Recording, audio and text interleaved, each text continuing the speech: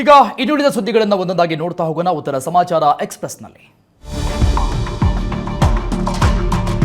ಮೀಸಲಾತಿಗಾಗಿ ಮತ್ತೊಂದು ಹೋರಾಟಕ್ಕೆ ಅಣಿಯಾದ ಜಯಮೃತ್ಯುಂಜಯ ಸ್ವಾಮಿ September 22ರಂದು Lingayat Panchamasali advocate ಪರಿಷತ್ ಸಭೆ, ವಕೀಲರ ಮೂಲಕ ಹೋರಾಟಕ್ಕೆ ತೀರ್ಮಾನ. ಮೊರಾರ್ಜಿ ಶಾಲೆಯಲ್ಲಿ ಮಕ್ಕಳ ಪ್ರವೇಶ ಪಡೆಯಲು ಪಾಲಕರ ಹರಸಾಹಸ. ಕಚೇರಿಗೆ ಬಂದರೂ ಕೈಗೆ ಸಿಗದ ಸಮಾಜ ಕಲ್ಯಾಣ ಇಲಾಖೆ ಉಪನಿರ್ದೇಶಕರು, ಅಧಿಕಾರಿಯನ್ನ ಹುಡುಕಿ ಕೊಡುವಂತೆ ಪೋಷಕರ ಆಕ್ರೋಶ. ಬಿಜೆಪಿ ಮಾಜಿ ಶಾಸಕ ವೆಂಕಟರೆಡ್ಡಿ ಮುದ್ನಾಳ್ ವಿಧಿವಶ. ಬೆಂಗಳೂರಿನ ಖಾಸಗಿ ಆಸ್ಪತ್ರೆಯಲ್ಲಿ ಕೊನೆಯುಸಿರೆಳೆದ ಮಾಜಿ ಶಾಸಕ, ರಾಜಕೀಯ ನಾಯಕರು ಮತ್ತು ಗಣ್ಯರಿಂದ ಅಂತಿಮ ನಮನ.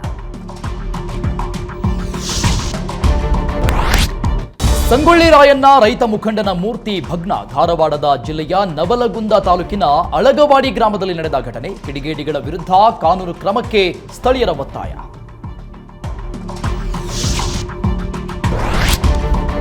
ಚಾಲಕನ ನಿಯಂತ್ರಣ ತಪ್ಪಿ ಹೊಲಕ್ಕೆ ನುಗ್ಗಿತು ಬಸ್. ಪ್ರಾಣಾಪಾಯದಿಂದ ಪಾರಾಗಿದ್ದಾರೆ 30ಕ್ಕೂ ಹೆಚ್ಚು ಪ್ರಯಾಣಿಕರು. ಹುಬ್ಬಳ್ಳಿ ತಾಲೂಕಿನ ಬ್ಯಾಹಟ್ಟಿ ಬಳಿ ನಡೆದಂತಹ ಘಟನೆ.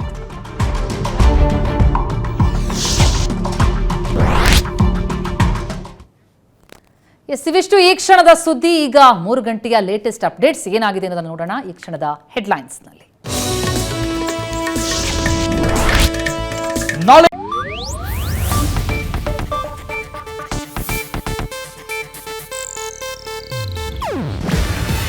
ಇದು ಏಷ್ಯಾನೆಟ್ ನ್ಯೂಸ್ ನೆಟ್ವರ್ಕ್ ಪ್ರಸ್ತುತಿ.